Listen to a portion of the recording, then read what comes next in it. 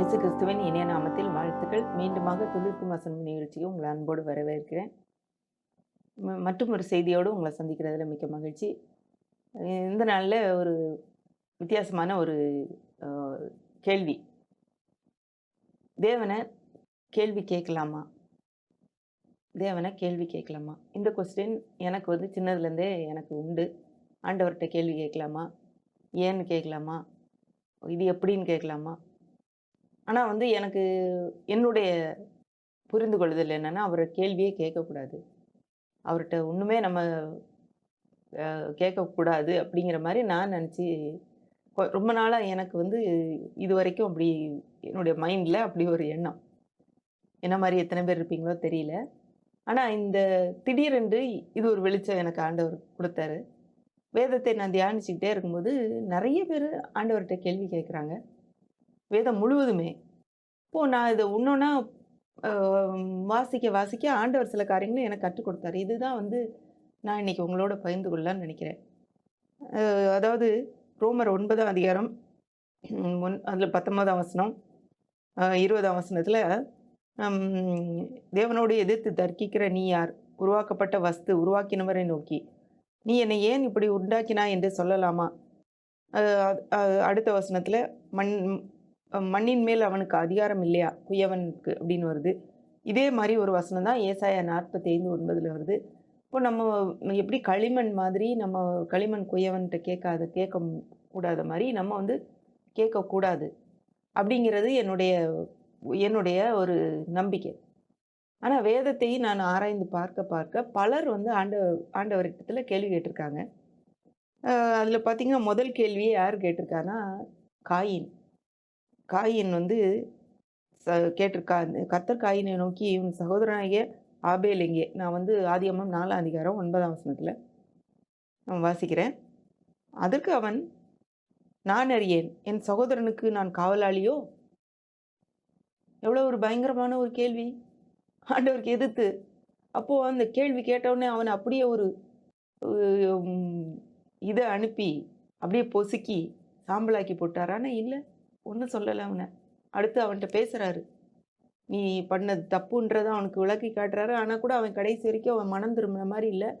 ஆண்டவரும் அவன வந்து அவன வந்து மன்னிச்சாருன்னு அது எனக்கு மன்னிக்கிறதுக்கு ரெடியா தான் இருந்தாரு. ஆனா அவன் அந்த மனம் திரும்புதலுக்கு வரல.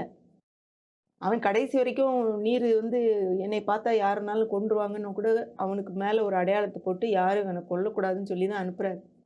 ஒருத்தன் கேள்வி கேட்டிருக்கான். அடுத்து பாருங்க, ஆபிரகாம் கேள்வி கேட்டிருக்கான். அதாவது ஆதியாகமம் 15ஆம் அதிகாரம் 2ஆம் வசனம். அதற்கு ஆபிரகாம், கர்த்தராகிய ஆண்டவரே, அடியேனுக்கு என்ன தருவீர்? நான் பிள்ளை இல்லாமல் இருக்கிறேனே. தமஸ்கு ஊரானாகிய இந்த எலியேசர் வீட்டுக்கு விசாரணைக்காரனாய் இருக்கிறானே என்றான். சரிங்களா? எனக்கு பிள்ளை இல்லையே, என்ன தருவீங்க நீங்க? அப்படின்னு அவன் கேட்கிறான். இவனாவது ஆண்டவரோட சிநேகிதனை போல பேசினவன். அப்புறம் இன்னொரு ஒரு வசனம் பாருங்க. அதே இதில ஆபிரகாம். அதற்கு அவன் 15ஆம் அதிகாரம் 8ஆம் வசனம். அதற்கு அவன், கர்த்தராகிய ஆண்டவரே, அதை நான் சுதந்திரித்துக் கொள்வேன் என்று எதனால் அறிவேன்? இது உனக்கு எப்படி தெரியும்? அப்படின்னு ஒரு கேள்வி கேட்கிறான். அடுத்து 18ஆம் அதிகாரம் 23ஆம் வசனம். அப்பொழுது ஆபிரகாம் சமீபமாய் சேர்ந்து, துன்மார்க்கனோடே நீதிமானையும் அழிப்பீரோ? ஆண்டவர் வந்து சோதோம் அழிக்க போறேன்னு சொன்ன உடனே இப்படி கேட்குறான். நீங்க அப்படி அழிச்சிருவீங்களோ? அப்படின்னு கேட்குறான். அடுத்து 18ஆம் அதிகாரம் 24ஆம் வசனம். ஒருவேளை அந்த பட்டணத்துக்குள் 50 நீதிமான்கள் இருப்பார்கள். அதற்குள் இருக்கும் அந்த 50 நீதிமான்கள் நிமித்தம் ரட்சியாமல் இந்த ஸ்தலத்தை அழிப்பீரோ? ஆண்டவர வந்து ஆண்டவர்ட்ட பார்கெயின் பண்ணிட்டு அதுல ஒரு கேள்வி கேட்குறான். ஒரு பேரம் பேசிக்கிட்டு இருக்க மாரி. அதுலயும் ஒரு கேள்வி. அடுத்து இதே மாரி ஆபிரகாம் நெறைய தடவ கேள்வி கேட்டிருக்காங்க. மோசே கேள்வி கேட்டிருக்கான்.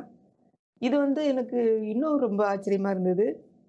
மோசே தன் தேவனாகிய கர்த்தரை நோக்கி, கர்த்தாவே, தேவரீர் மகாபலத்தினாலும் வல்லமையுள்ள கையினாலும் எகிப்து தேசத்திலிருந்து புறப்பட பண்ணின உம்முடைய ஜனங்களுக்கு விரோதமாக உம்முடைய கோபம் பற்றி எரிவதென்ன? உங்களுக்கு ஏன் கோபம் பத்தி எரியுது? இப்போ இதெல்லாம் வந்து ஒரு மாரி ஒரு ஒரு நண்பன்கிட்ட, ஒரு சாதாரண ஒரு மனுஷன்கிட்ட பேசுற மாரி பேசுறாங்க. ஆனா ஆண்டவர் வந்து அவங்களுக்கு உடனே தண்டனை கொடுத்தார் அப்படின்னு சொல்லி இல்ல. அவனுக்கு பதில் சொல்றாரு. சில நேரம் மனம் மாறுறாரு மோசே சொன்னதுக்கு. சரி நான் உங்கள ஒண்ணும் செய்ய மாட்டேன். நீ சொன்னதுனால அப்படின்னு சொல்லி மாறுறாரு. யோபு யோபு பத்தி தெரியும். யோபு யோபு புஸ்தகத்த நம்ம வாசிக்கும்போது நெறைய கேள்விகள் நமக்கு வரலாம். அவன் எவ்வளோ நல்லவனா இருந்தான். அவனுக்கு வந்து இப்படி ஒரு காரியம் நடந்திருக்கே! அவனுக்கு அது புரியல. ஏன் அப்படி நடக்குது? அவன் நெனச்சுக்கிட்டான் ஆண்டவர் தான் அவன வந்து பாடுபடுத்துறாருன்னு அவன் நெனச்சுட்டு எத்தனையோ கேள்விகள் கேட்குறான். நான் சில காரியங்கள பார்த்தேன்.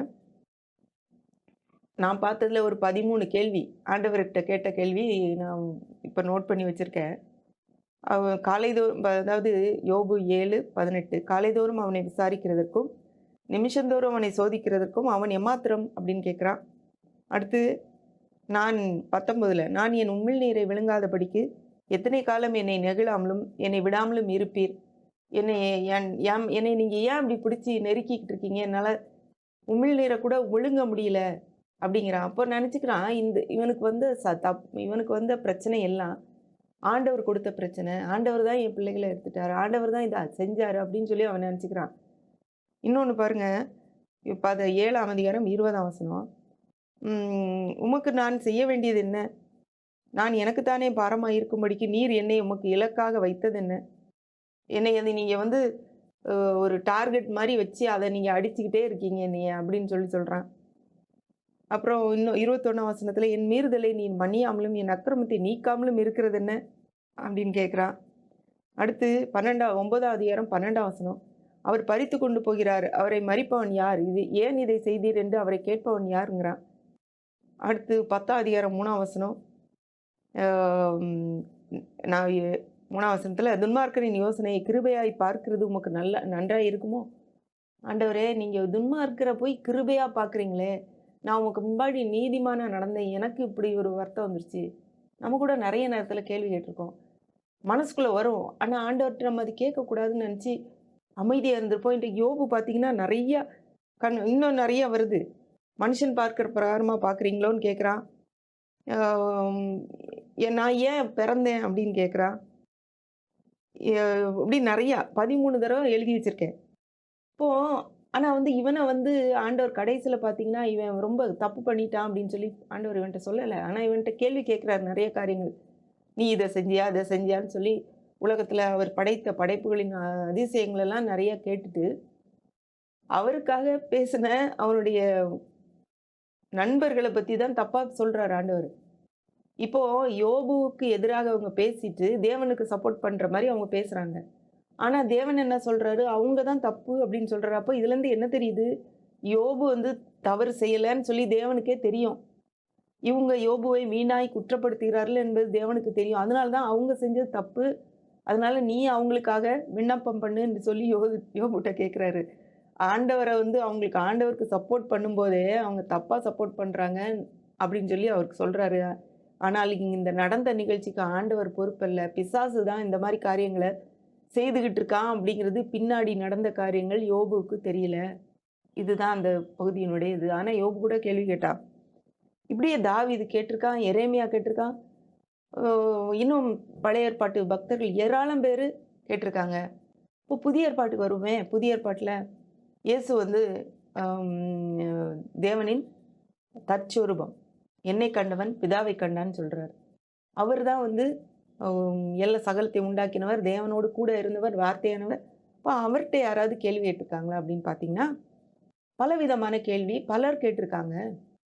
அதுல வந்து முதல் பகுதி பார்த்தீங்கன்னா, சந்தேகத்தோட கேட்கிற கேள்வி. அதாவது அவர சந்தேகப்பட்டு, இவர் யார் என்ற சந்தேகத்தோடு மக்கள் கேட்டிருக்காங்க. இதுல வந்து முதல்ல மத்தேயு 13ஆம் அதிகாரம் 55ஆம் வசனம். இவன் தச்சனுடைய குமாரன் அல்லவா? இவன் தாய் மரியாள் என்பவள் அல்லவா?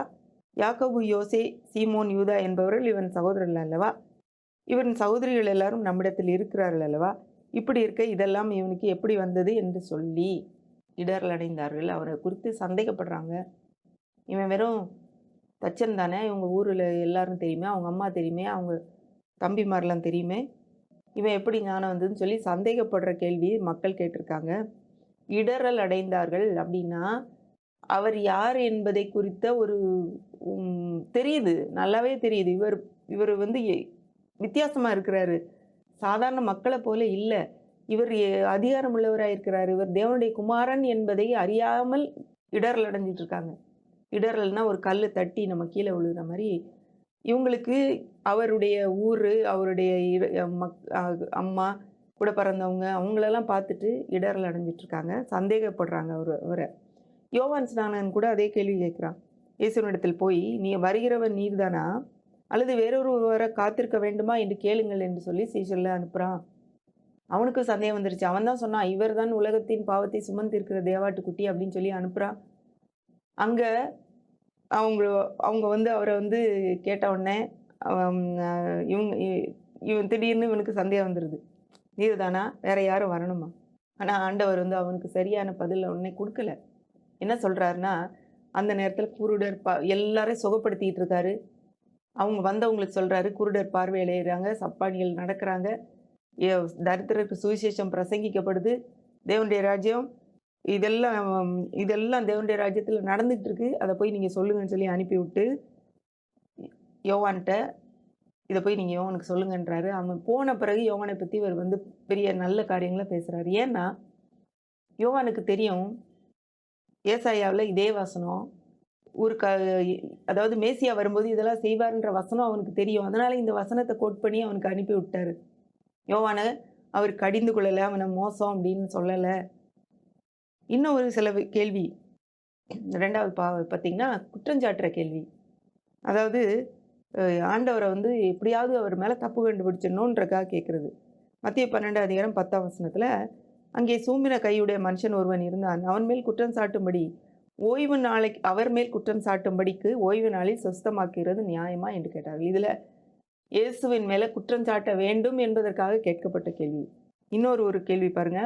இதுவும் அவருடைய அதிகாரத்தை அவர் யார் என்று தெரிஞ்சுமே நீ யார் அதை செய்யறதுக்கு, உனக்கு யார் அதிகாரம் கொடுத்தான்ற மாதிரி கேட்குற கேள்வி. இவங்களெல்லாம் ஆண்டவர் வந்து உடனே எதுவும் தண்டிச்சாருன்னு பார்த்தீங்கன்னா இல்லை. யோவான் 6:30 அதற்கு அவர்கள், அப்படியானால் உம்மை விசுவாசிக்கும்படி நாங்கள் காணத்தக்கதாக நீர் என்ன அடையாளத்தை காண்பிக்கிறீர், என்னத்தை நடப்பிக்கிறீர், என்னத்தை காட்டுறீர், என்ன அடையாளத்தை காட்டுறீர், என்னத்தை நடப்பிக்கிறீர். அவங்க கண்ணு முன்னாடியே நிறைய அதிசயங்களும் அற்புதங்களும் நடக்குது. ஆனால் அதை பார்க்க விருப்பம் இல்லை. இது இன்னும் தனியாக ஏதாவது செய்யுங்க அப்படிங்கிறாங்க. அவங்களுக்கு நம்புறதுக்காக அவங்க கேட்கல. எல்லாமே நம்பும் அளவுக்கு எல்லாமே நடந்துட்டு தான் இருக்குது. ஆனால் அவங்க வந்து அவருடைய அதிகாரத்தை கொஸ்டின் பண்ணுறாங்க. இவருக்கு யார் அதிகாரம் கொடுத்தது, இவர் செய்யறதுக்கு வாய்ப்பு இல்லை, இவர் செய்யக்கூடாதுன்ற மாதிரி கேட்குறாங்க. இன்னொரு பகுதியில் கூட தேவாலயத்தில் வந்து உபதேசம் பண்ணுகையில், அதாவது மத்தேயு 21:23 பிரதான ஆசாரியனும் ஜனத்தின் மூப்பரும் வந்து, நீர் எந்த அதிகாரத்தினால் இவைகளை செய்கிறீர், இந்த அதிகாரத்தை உமக்கு கொடுத்தவன் யார் அப்படின்னு கேள்வி கேட்குறாங்க. ஆண்டவர் நான் சொல்ல மாட்டேன் அப்படின்றாரு. அவங்களுக்கு மறு கேள்வி கேட்டு அனுப்பி விடுறாரு. அடுத்து இன்னொரு விதமான கேள்வி, பேச்சிலே அவரை அகப்படுத்தும்படி, அவர் பேசுகிற பேச்சில் எதையாவது வச்சு குற்றம் கண்டுபிடித்து அவரை வந்து குற்றம் சாட்டிடலாம் அப்படின்றதுக்காக. மத்தேயு 22:15 அப்பொழுது பரிசேயர் போய் பேச்சிலே அவரை அகப்படுத்தும்படி யோசனை பண்ணி, எப்படி தோன்றுகிறது, ராயனுக்கு வரி கொடுக்கிறது நியாயமோ அல்லவோ, இப்போ வரி கொடுக்கலாமா கொடுக்கக்கூடாதான்னு சொல்லி ஒரு உள்ளத்தின் ஆழத்திலேருந்து உண்மையான கேள்வி இல்லை. இதில் அவர் கொடுக்கலான்னு சொன்னால் இன்னும் ஒரு விதத்தில் மாட்டலாம், கொடுக்கக்கூடாதுன்னு சொன்னால் இன்னொரு விதத்தில் அவரை மாட்டலான்னு சொல்லி ஒரு தந்திரமான கேள்வி கேட்குறாங்க, அவரை மாட்டி விடுறதுக்காக. அவர் துர்க்குணத்தை அவர் அறிந்து அப்படின்னே வருது. அப்போ அவருக்கு தெரியும், இப்படிப்பட்ட காரியங்களை தெரிந்துமே அவர்களுக்கு பதில் சொல்கிறாரு. இன்னொரு இதுலேயும் பேச்சில் அகப்படுத்தும்படி என்ன வர்றாங்கன்னா, அது மார்க்லேயே இதே காரியம் வருது. பேச்சிலே அகப்படுத்தும்படி ராயனுக்கு வரி கொடுத்துருதா இல்லையான்னு சொல்லி. அடுத்தபடியாக அவரை சோதிக்கும்படி கேட்ட கேள்விகள் அதில் பார்த்தீங்கன்னா, மத்தேயு 22:28 உயிர்த்தெழுதல் இல்லைன்னு சொல்கிற சதுசேயர் வந்து அவர்கிட்ட கேட்குறாங்க. ஒரு பெண் இருந்தால் 7 பேரை கல்யாணம் பண்ணால் உயிர்த்தெழுதலில் எவனுக்கு அவள் மனைவியாக இருப்பாள். இப்போ இதுக்கும் ஆண்டவர் வந்து கேள்வி கேட்குறாரு, டெஸ்ட் பண்ணுறதுக்காக கேட்குறாங்க. அதுக்கும் அவர் பதில் சொல்கிறாரு. இன்னொரு பகுதி பார்த்தீங்கன்னா, அவர்களில் நியாயசாஸ்திரி ஒருவன் அவரை சோதிக்கும்படி, போதகரே நியாயப்பிரமாணத்தில் எந்த கற்பனை பிரதானமானது, அவருக்கு தெரியுதா பார்ப்போம், எது வந்து பெரிய முக்கியமான கற்பனை அப்படின்னு கேட்டால் அவனுக்கும் பதில் சொல்கிறாரு. இப்போது இன்னொரு பாருங்க, ஒரு ஸ்திரியை கொண்டு வந்து விபசாரத்தில் கையமேயமா அப்படியே பிடிக்கப்பட்டாள் அப்படின்னு சொல்லி கொண்டு வந்து அவர் முன்னாடி நிறுத்துறாங்க. யோவான் 8:4. அதுலேயும் வந்து அவரை பிடிக்கிறதுக்காக தான். இப்படிப்பட்டவர்களை கல்லெறிந்து கொல்ல வேண்டும் என்று மோசே நியாயப்பிரமாணத்தில் நமக்கு கட்டளையிட்டிருக்கிறாரே. நீர் என்ன சொல்லுகிறீர்? அவர் கல்லெறிந்து கொல்லணும்னு சொன்னா, அவருக்கு இரக்கமே இல்ல. இவரெல்லாம் ஒரு மனுஷனான்ற மாரி பேசிருவாங்க. கொல்லக்கூடாதுன்னு சொன்னா நியாயப்பிரமாணத்தை மீறிருவாங்கன்னு சொல்றாங்க. ஆண்டவர் இப்படிப்பட்ட கேள்வியையே அவர் ஃபேஸ் பண்ணாரு. இப்படி கேள்வி கேட்கிறவங்கள உடனே அவர் வந்து தண்டிச்சிரல. அப்ப கேள்வியே கேட்காம யாரும் இல்ல. ஆனா 2வது விதமான ஒரு கேள்வி, இதுதான் என்னைய ரொம்ப ஆச்சரியப்படுத்துச்சு. இந்த கேள்வி கேட்கணும், இப்படிப்பட்ட கேள்விகள நம்ம கேட்கணும். யாருன்னு பார்த்தீங்கன்னா, சீஷர்கள், இன்னும் மற்ற சிலர். அவங்க என்ன ஒரு நோக்கத்தோட வந்து கேட்குறாங்கன்னா, கற்றுக்கொள்ளும்படி கேட்குறாங்க. சில நேரம் ஒரு தங்களுடைய ஒரு இன்னசென்ஸ்ல அது அது ஒரு எளிமையான ஒருவர்கள்ன்றதுனால அவர குற்றம் சாட்டணுன்ற எண்ணத்தோட இல்ல. அவங்களுக்கு புரியாதனால, விளங்காதனால கேட்குறாங்க. அதுக்கு ஆண்டவர் வந்து பதில் தான் சொல்றாரு. இப்ப பாருங்க, மத்தேயு 13ஆம் அதிகாரம் 10ஆம் வசனத்துல, நீர் ஏன் அவர்களுடைய உவமைகளாக பேசுகிறீர்? இப்போ கதைய மற்றவங்களுக்கு சொல்றாரு. இவங்களுக்கு வந்து அதனுடைய விளக்கத்த சொல்றாரு. ஏன் ஆண்டவரே அப்படி சொல்றீங்க? அப்படின்றதுக்கு ஆண்டவர் விளக்கம் குடுக்குறாரு. இன்னொன்னு பாருங்க. எ அவங்கட்ட ஆண்டவர்ட்ட வந்து, "ஆண்டவரே இது எங்களுக்கு சொல்லி தாங்க. எங்களுக்கு இது பொருள் புரியல." அப்படின்னோனே, அது உங்களுக்கு சொல்லிக் குடுக்குறாரு. "எங்களுக்கு தெரியல அது." அப்படின்னு சொல்லி கேட்குறாங்க. ஒரு வசனத்துல பாருங்க, மத்தேயு 17ஆம் அதிகாரம் 19ஆம் வசனம். அப்பொழுது சீஷர்கள் இயேசுவினிடத்தில் தனித்து வந்து, "அதை துரத்திவிட எங்களால் ஏன் கூடாமல் போயிற்று?" என்று கேட்டார்கள். இப்போ ஏற்கனவே அவங்க அற்புதமும், அடையாளமும் செய்துட்டு வந்தாங்க. வந்த பிறகு இப்போ வந்து இயேசுவும் 3 சீஷர்கள் மட்டும் மலையின் மேல் ஜெபம் பண்ண போயிட்டாங்க. அந்த நேரத்துல மீதி இருந்த 9 சீஷர்கள்ட்ட ஒரு பிசாசு பிடிச்ச ஒரு ம பையன கொண்டு வந்ததுனால விடுதலை ஆக்க முடியல. இயேசுட்ட தனியா போய் எங்களால ஏன் முடியல அப்படிங்கிறாங்க. ஆண்டவர் அதுக்கும் அவங்களுக்கு பதில் குடுக்குறாரு. இப்ப ஒரு கேள்வி அ மத்தேயு 19ஆம் அதிகாரத்துல சீஷர்கள் அதை கேட்டு மிகவும் ஆச்சரியப்பட்டு, அப்படியானால் யார் ரட்சிக்கப்படக்கூடும்? அப்படின்னு கேட்குறாங்க. இப்ப யார் தான் ரட்சிக்கப்பட முடியும்? பணக்காரங்கலாம் தேவனுடைய ராஜ்யத்துக்குள் பிரவேசிக்க முடியாதுன்னு சொல்றீங்களே? உடனே ஆண்டவர் அதுக்கு பதில் சொல்றாரு. யாரையே? நான் என்ன வேணாலும் பண்ணுவேன். நீ என்னை கேள்வியே கேட்காத அப்படின்னு சொல்லல. இன்னொன்னு பாருங்க, இது ரொம்ப ஆச்சரியமா இருக்கு. பேதுருவெல்லாம் எவ்வளோ ஒரு வெகுளியா இருந்து கேள்வி கேட்டிருக்கான் பாருங்க. மத்தேயு 19 அதிகாரம் 27ல பேதுரு அவரை நோக்கி, "இதோ நாங்கள் எல்லாவற்றையும் விட்டு உமக்கு பின்பற்றினோமே, எங்களுக்கு என்ன கிடைக்கும்? நீங்க என்ன தருவீங்க எனக்கு? நான் எல்லாத்தையும் விட்டுட்டு வந்துட்டேனேன்னு" கேட்குறான். அப்ப அவ்வளவு தூரம் அவர் வந்து நெருக்கமாக அவர்களோட பழகி இருக்கிறார். அவ்வளோ ஒரு உறவு அவங்களுக்கு இருந்திருக்கு. அதுக்கு பதில் சொல்றாரு. உங்களுக்கு 100 எத்தனையோ கிடைக்கும்னு பதில் சொல்றாரு. அப்புறம் ஒரு இதுலயும் மார்க் 9ஆம் அதிகாரம் 11ல எலியா முந்தி வர வேண்டும் என்று வேதபாரகர் சொல்லுகிறார்களே, அது எப்படி? அவங்களுக்கு வந்த சந்தேகம் எல்லாத்தையும் உடனடியா ஆண்டவர்ட்ட கேட்குறாங்க. அதுக்கு அவர் பதில் சொல்றாரு. அடுத்து பாருங்க மார்க் 13ஆம் அதிகாரம் 3ஆம் 4ஆம் வசனத்துல தேவாலயத்துக்கு எதிராக ஒலிவ மலையில உட்கார்ந்துருக்கும்போது ஆண்டவர் வந்து சில காரியங்கள பேசுறாரு. அப்போ இவைகள் எப்பொழுது சம்பவிக்கும்? இவைகள் எல்லாம் நிறைவேறும் காலத்துக்கு அடையாளம் என்ன? இனிமே எப்போ நடக்கும்? இனிமே வரப்போற காரியங்கள கேட்குறாங்க. எங்களுக்கு என்ன கிடைக்கும்னு கேட்குறாங்க. எலியாவ பத்தி கேட்குறாங்க. அவங்களுக்கு வர்ற எல்லா கேள்விகளையும் ஆண்டவர்ட்ட தைரியமா கேட்டாங்க. கேட்காம அவங்களுக்குள்ளே, "ஐயய்யோ! நான் இவர்ட்ட கேட்கக்கூடாது.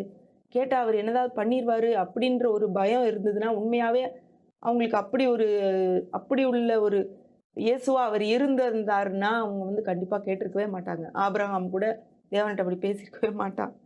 இன்னொன்னு பாருங்க. யோவான் 9ஆம் அதிகாரம் 2ஆம் வசனம்.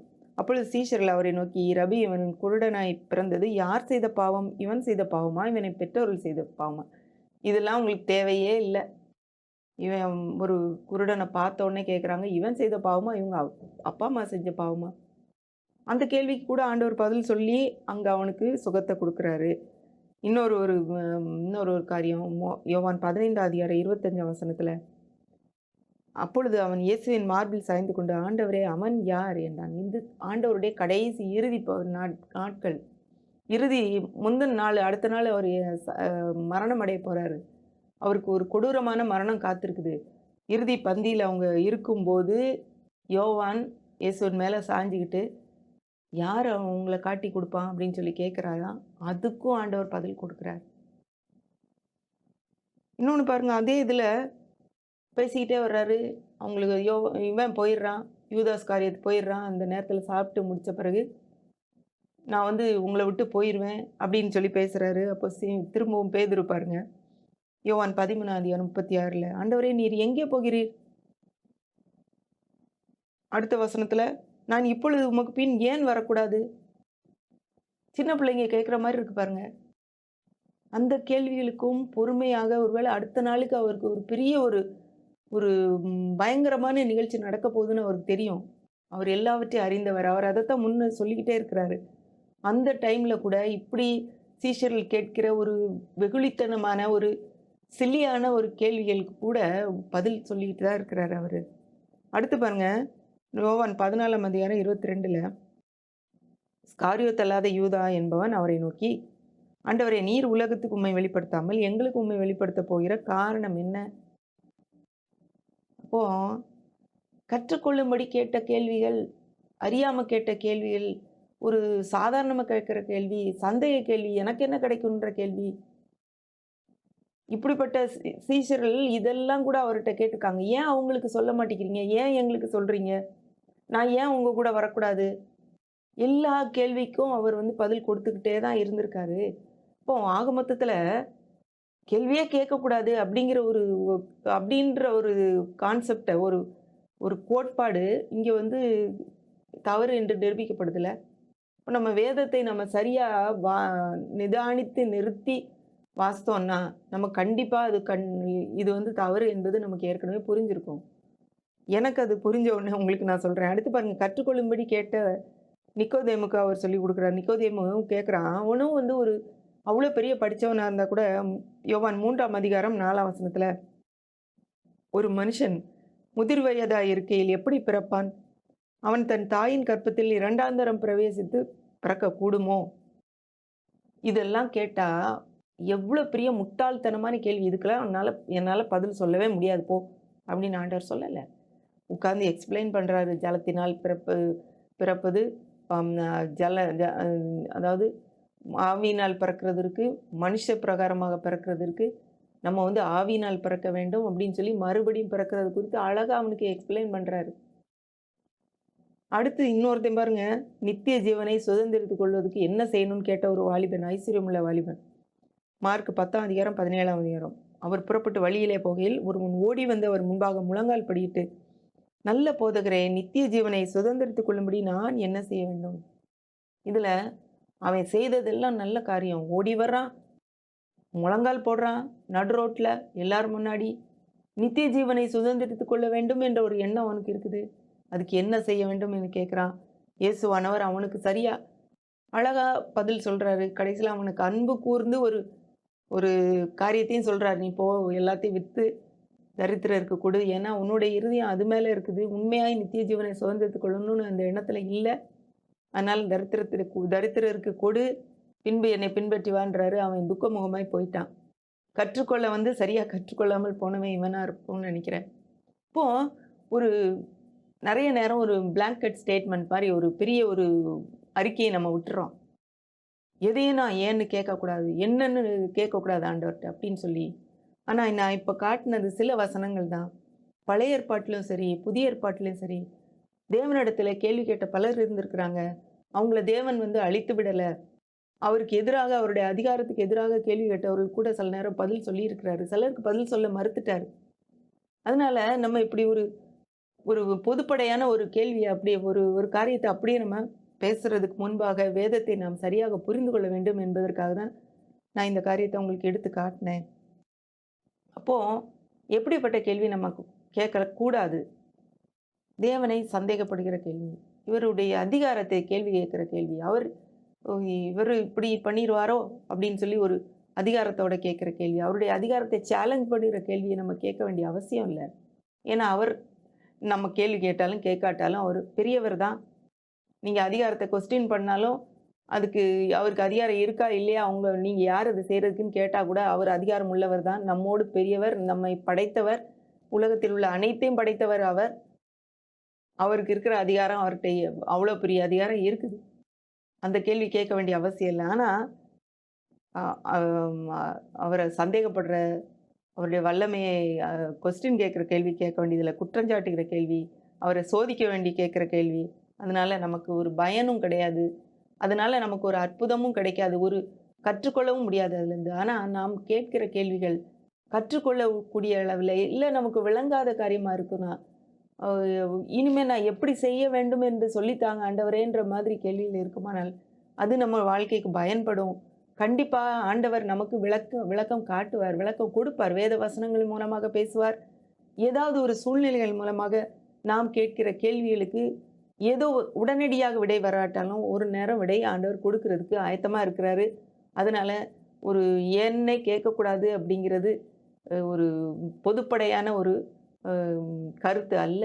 அப்படிங்கிறத நம்ம இன்னைக்கு புரிந்து கொள்ள வேண்டும் என்பதற்காக தான் இந்த அம் செய்திய நான் உங்களுக்கு குடுக்குறேன். நம்ம அப்படியே கண்கள மூடி நம்ம ஜெபிக்கலாம். ஒருவேளை பலவிதமான கேள்விகளோடு இன்றைக்கு என்ன நீங்க பார்த்துக்கிட்டு இருப்பீங்கன்னா, ஆண்டவர் உங்களோடு இந்த நேரத்தில பேசியிருக்கிறாருன்னு நான் நம்புறேன். என்ன விதமான கேள்வி கேட்டாலும் அதுக்கு நம்ம பதில் கொடுக்கிற தேவன் அவர். அவ்வளவு சாந்தமும் மனத்தாழ்மையுமான தேவன். தன்னை நாம் புரிந்து கொள்ள வேண்டும் என்று விரும்புகிற தேவன் அவர். ஆண்டவரே நீர் யார் என்று என்னை எனக்கு காட்டுங்கன்னு கேட்ட பல பக்தர்களுக்கு அவர் தன்னை காட்டியிருக்கிறார். இன்றைக்கு அப்படிப்பட்ட வாஞ்சையோடு நீங்க இருந்து, ஆண்டவரே நீங்க யாருன்னு எனக்கு காட்டுங்கன்னு சொன்னா கூட ஆண்டவர் உங்களுக்கு தன்னை வெளிப்படுத்த ஆயத்தமா இருக்கிறார். அன்புள்ள ஆண்டவரே, இந்த அருமையான நேரத்துக்காக நன்றியோடு உம்மை துதிக்கிறோம் அப்பா, உம்மை ஸ்தோத்திரிக்கிறோம். நாங்க பல சமயங்களிலே ஆண்டவரே கேட்ட முட்டாள்தனமான கேள்விகளுக்கு கூட நீங்க பதில் கொடுக்குறீங்க. பல சமயங்களிலே எங்களுடைய அறியாமையினாலே நாங்க கேட்டிருக்கிறோம் சுவாமி.